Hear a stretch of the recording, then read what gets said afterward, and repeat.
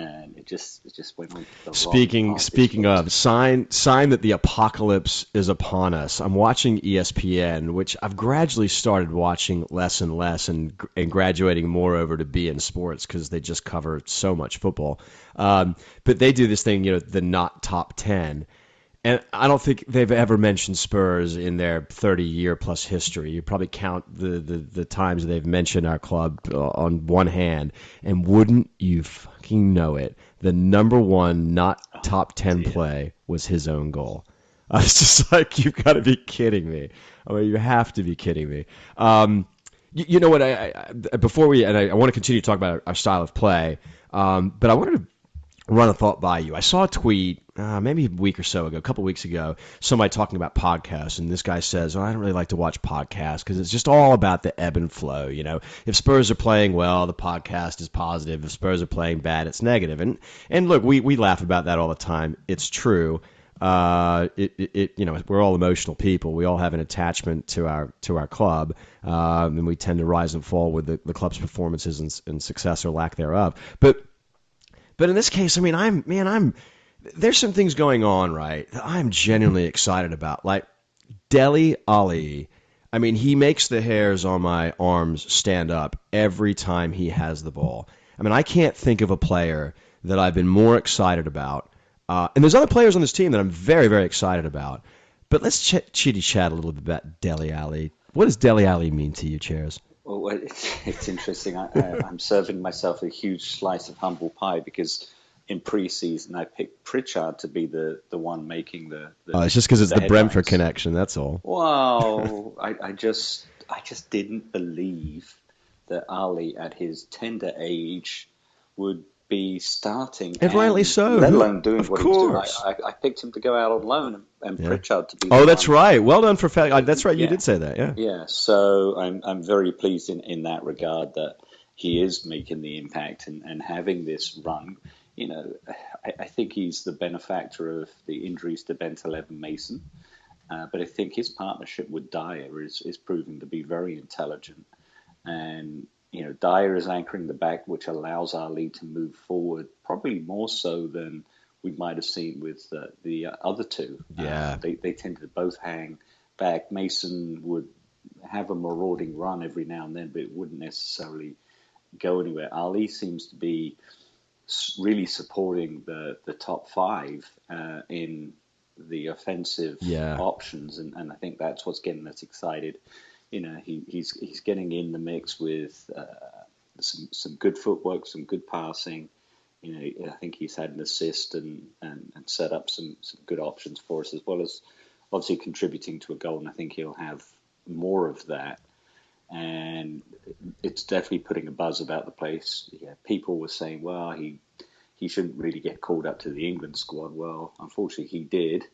Fortunately for him and every Spurs fan, and he made his debut yesterday in the England game, and actually he didn't have a lot of playing time. I think it was about 6 minutes with stoppage time, but he did have one marauding run down the right, and he cut into the box. I don't know if he was going for glory, and I give credit to Estonia. They marked England out of that game quite effectively, and passing options were not very good. Yeah. It took counter-attacking and one very excellent nutmegging pass from Barkley to secure the points for England. But it's exciting to see the growth and maturity of the young player that we were wondering who he was. And we started paying attention to MK Dons once we bought him in January and loaned him back to the club.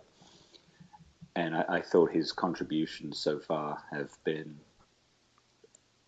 better than expected. Yeah, without question. I mean, look, and I can't blame you for necessarily thinking the way that you did a couple of months back. He's a 19-year-old kid who played, in what? I played League One. I mean, it's challenging enough for a 19-year-old player coming out of the championship to play. But I'm going to, I'm such the exaggerator, right? And I get so overly emotional about things. But I'm going to go ahead and say this. I think he's extraordinary, and I think his trajectory is going to be extraordinary. He doesn't seem to be really fussed by any of this.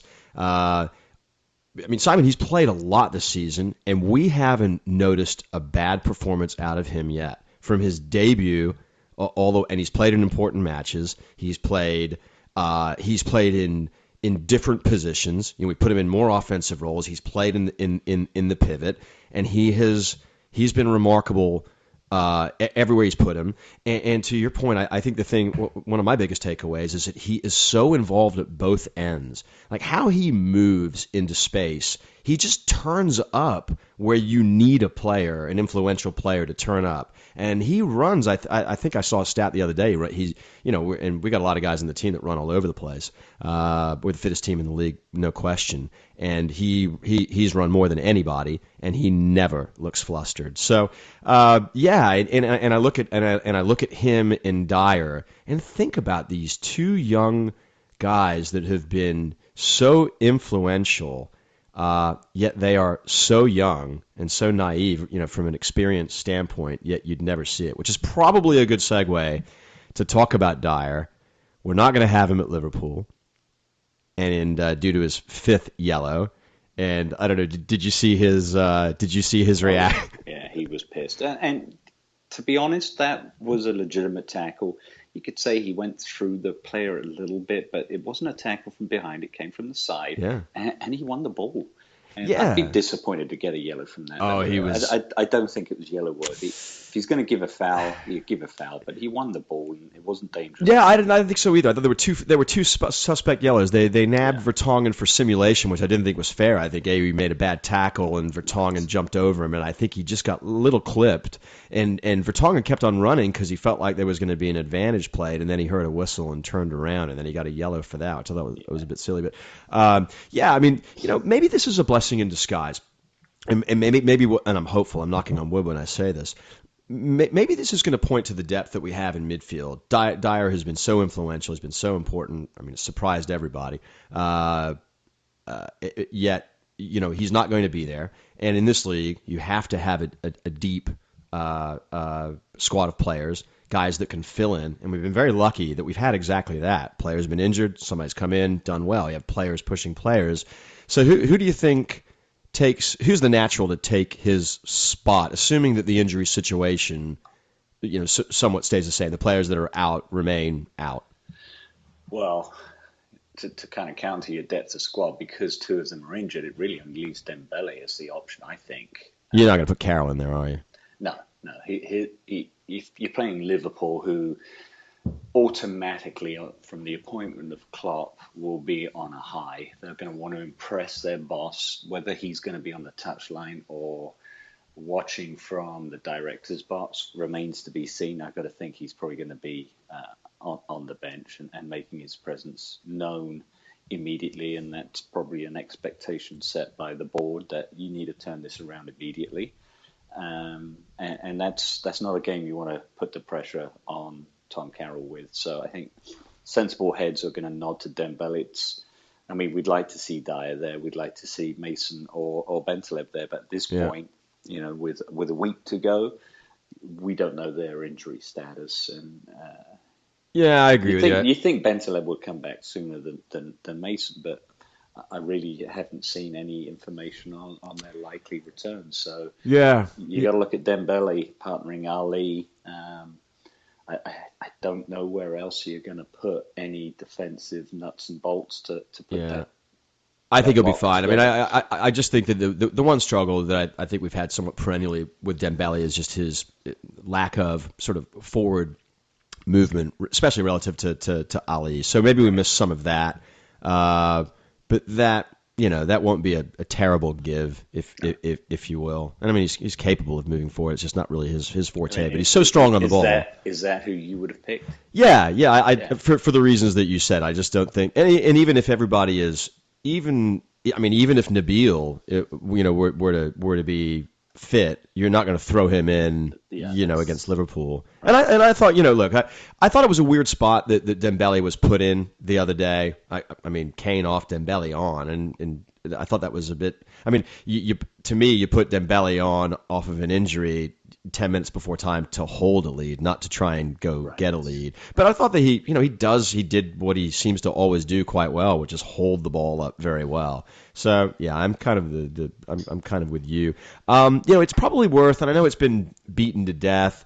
We should probably talk about Njai and Townsend. Just quick thoughts there on those performances, because we got to see a little bit more of them.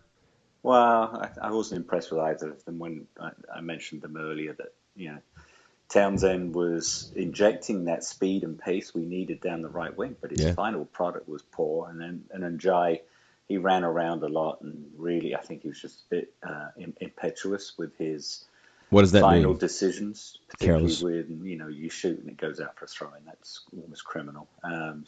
Oh, yeah, right. He had a bit of a Townsend moment where he did the double crossover, beat his man. I really think Njai needs to get a start, and maybe the Anderlecht game will provide him that opportunity. And maybe Townsend. Yeah, I think it's worth noting. You said Lamela going off in the 55th was a bit of a head scratcher for me, but people have said, hey, let's not get carried away with Lamela after the City game, and obviously he added another goal in the Monaco game, and he kind of went back to old Lamela. Yeah, kind of did. And wasn't effective. But you know what's interesting about that substitution, and not to say that Eriksson didn't play well when they were both playing together, but I don't know what it is, and I don't want to knock Lamela. I've certainly said my fair share of negative things about him. I mean, I share the same frustrations as most people. But our movement just looks a little bit more fluid or natural. Maybe it's just the sort of not the awkward nature, but maybe it's just the physical nature of how Lamela runs. But I don't know. It just looked more fluid, if you will. I don't know. Eriksson looks more of a natural player to me without Lamela. That's not to say they haven't had good moments together. Right. But yeah, I thought I thought to me it's like, well, you either take him off at halftime. I mean, what was the point of I would have thought either give him another 5 or 10 minutes or so, see if he could, be influential. Yeah. But in fairness to Pochettino, it really wasn't a bad sub. It gave a different element. We brought some speed in because Townsend came in for him, right? Was that who it was? Was it Townsend for Chadley? What were the subs? So we had Chadley went out and Lamela went out, and we had Njai come on and So, well, all right, my thoughts I'll differ slightly. I just think you need trials. Townsend, I want a player to shoot if he's beaten his man, and he certainly did that. He had a lot of shots. He had a bunch. Some were wasteful. Most were ineffective. He had one very good one, which got everybody all riled up, and then literally within a minute or two in another play, he followed a very good shot up with just terrible service. He had one opportunity where he's on the left side, so he's on his natural left foot, and he put a ball in on the ground right to the keeper. But the whole point is that he hasn't played much, and your comment about Njai, you'd like to see him play more. I would too.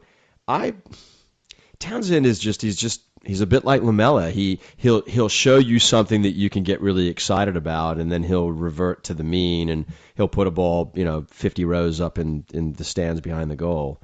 And I think the only way that I can't necessarily fault people for saying no, he's never going to come good, but that was about as the most action that he's had in a Premier League game, I think, this year. So I'm not willing to write either of those two off. But I love the speed element, and I love the fact that we've got so many different looks that we can give people. We can control the middle of the park when we want to with certain setup, and you could put some combination of those guys in there, have a bunch of speed, and run at people. But to your point, and what we talked about earlier with Montero, we've got to have better service. And I don't know whether you noticed this, but on the right side, Njai whipped a pretty nice ball in where he beat his man, and it was very, very close, I think, to reaching Kane. I mean, he was involved, and they were threatening. We had 19 shots on goal, 11 on target. They had 2. They had 2 shots on goal. They had the header from AU, who I think is a fantastic player, by the way. And then Lloris, how great is he?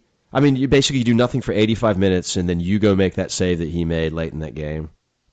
That was top draw pushing it onto the crossbar. So he's magical. Do you think we missed Son? He picked up the knock in the City game. We didn't know about it till afterwards, but he's missed both games. Do you think we missed him a little bit? Well, maybe. I'll I'll say this: some of his performances or some of the games that he's played in, our style of play has really developed. It's been kind of fun to watch. There's been clever movement and some stuff that's gotten you out of your seat. There was plenty of stuff that got me out of my seat, and as I said, I watched that Swansea match. Ultimately, I've watched it so many times, and there was good football there.